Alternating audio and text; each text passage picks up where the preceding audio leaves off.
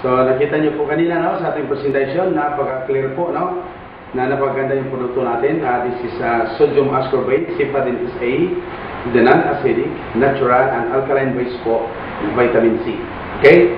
So para po mas lalo nating maintindihan, okay, meron tayong tinatawag na demonstration po. Ang layunin po nito, para lang po mas maintindihan natin, ito yung tinatawag na virtual reality po. Nakikita nyo, makumpara nyo, base po sa actual nyo nakikita sa ating presentation.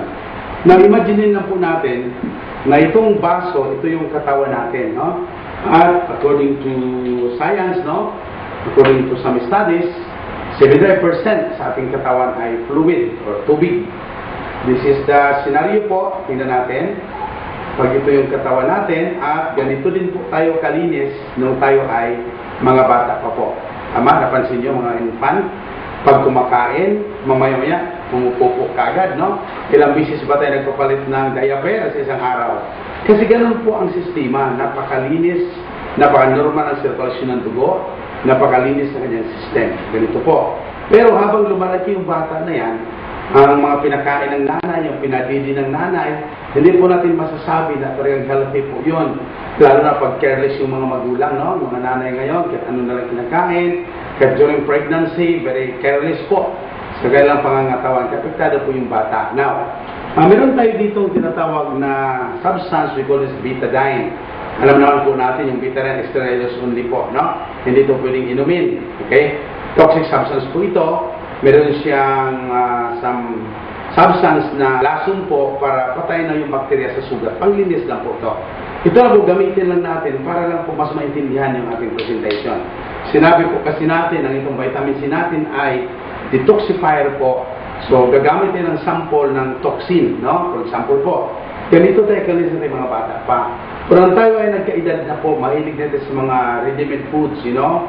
Yung sinasabi nating mga instant preparation, instant cooking, instant noodles, sample po. Mahilig tayo sa noodles. Masarap po yun. Wala naman nagsabing hindi yun masarap. Tama, pero pag gutom tayo, rush hour po. Wala natin ibang maisip kundi yung mga pagkain na may mga preservatives po yun. Tingnan natin.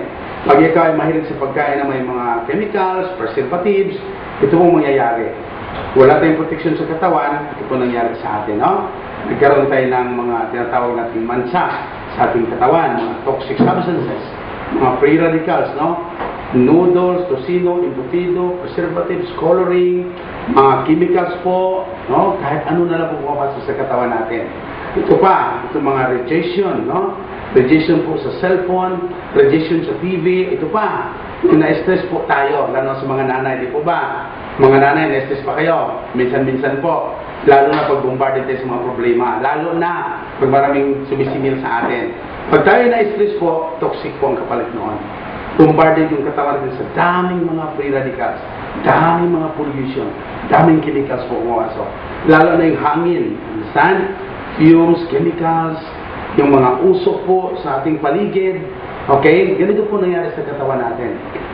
Lalo na po ngayon, sa daming mga food chains po, no? Naglalakad tayo, medyo nagutom, pasok ka agad doon sa mga food chains ngayon, kahit saan ka pupunta.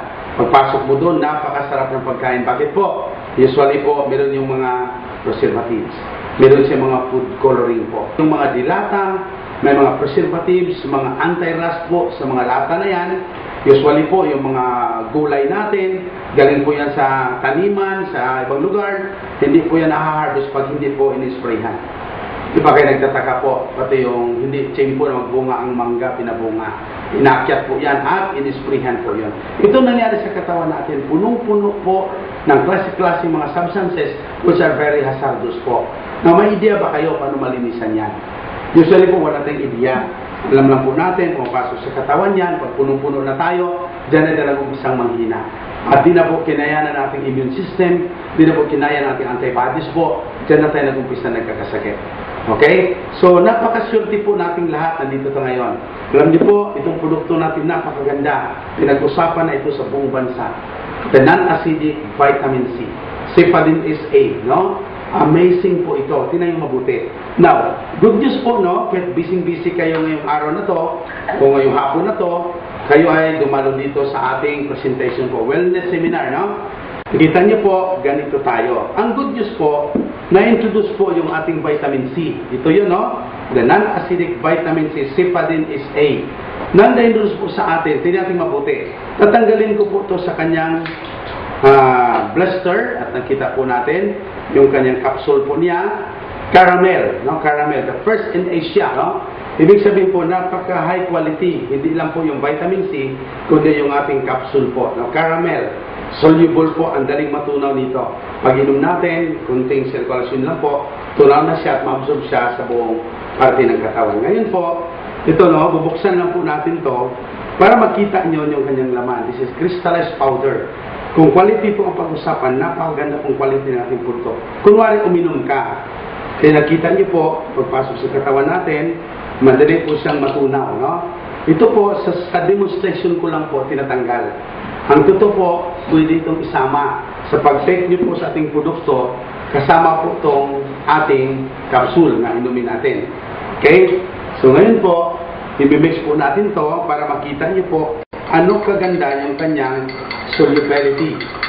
Ang ugali po ng tubig, pag lalagyan mo siya ng kahit ano, lagyan mo siya ng asin, nagbablard po yun. Pag lalagyan mo siya ng sugar, nagbablard po yun. Pag lagyan mo siya ng flour, nakikita po yun. Nagbablard po.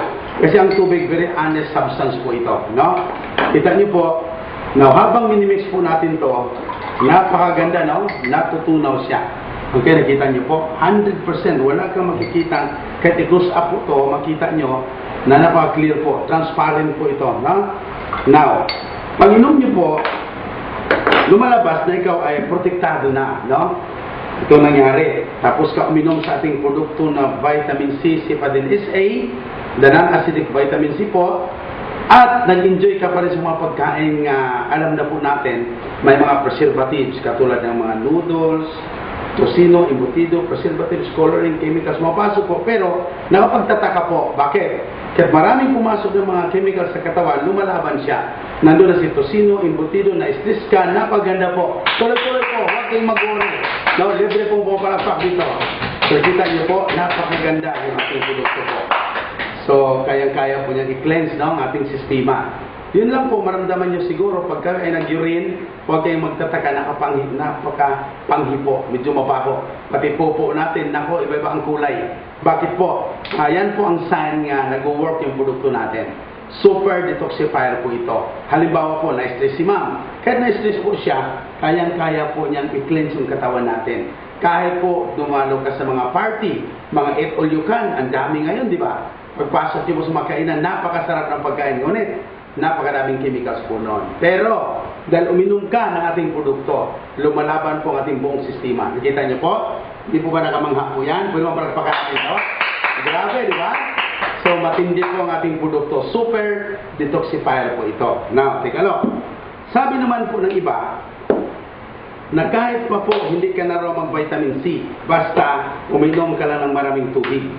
Naka-cleanse po ba ang tubig? Tama po yon. Ang tawag doon, ano? Water therapy po. Subukan natin uminom ka.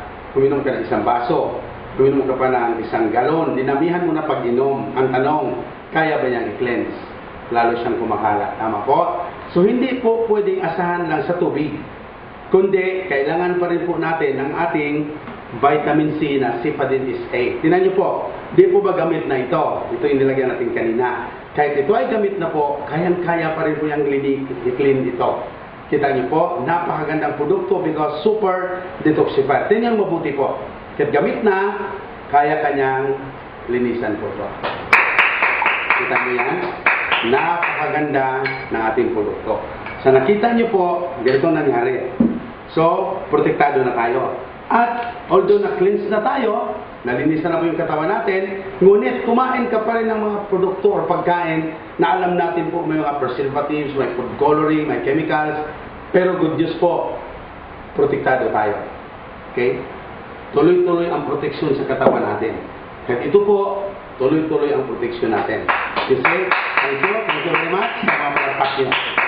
Okay, so, ngayon naman po, titingnan po natin yung sinasabi nating pH level, no? Napakamahalaga po pala pag yung mga intake po natin na alkaline base. Katulad po sa ating vitamin C na non-acidic Cifadin is A. So ngayon po, ipadurog po natin to. Ito po yung common po nating nabibili, no, sa mga butika po. Okay? Ito po ay tinatawag na ascorbic acid, non-acidic vitamin C po ito. Ito yung medyo kilala po natin. No? Maganda din po ito. Ngunit, i-check lang po natin yung kanyang level ng pH, kung ito ba ay acidic o ito ba ay alkaline po. So, pinadurog lang po natin.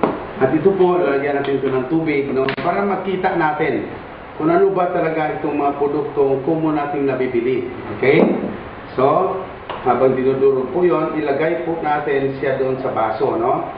At ngayon, makita nyo po, pag nilagay po siya, meron tayong mapapansin po, unlike po kanina, no? Na nang nilagay natin po yung acidic vitamin C or known as ascorbic acid po, medyo nakakalungkot kasi may makita kang lumulutang po, no? Meron siyang binders, residue, meron siyang mga lumulutang na ang alam ko po hindi siya masyadong maganda pag nakapasok na rin po sa ating katawan. Ito yung mga binders. May mga health hazard po ito, no? Medyo pahirap din po sa liver natin.